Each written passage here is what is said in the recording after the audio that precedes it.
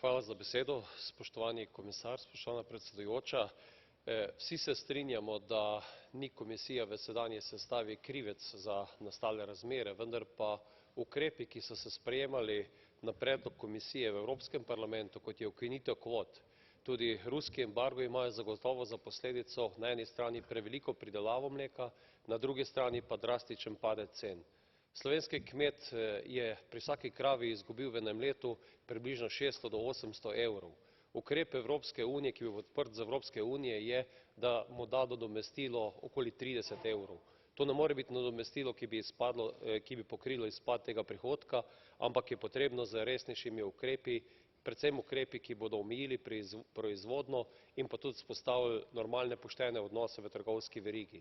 V kolikor takoj ne ukrepamo, se bo zagotovo zgodilo sledeče.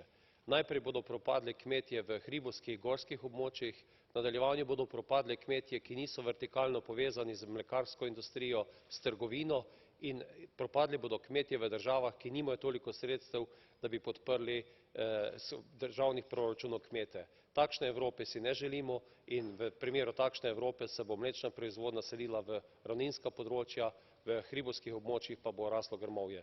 Moramo takoj ukrepati, ne čakati do leta 2020.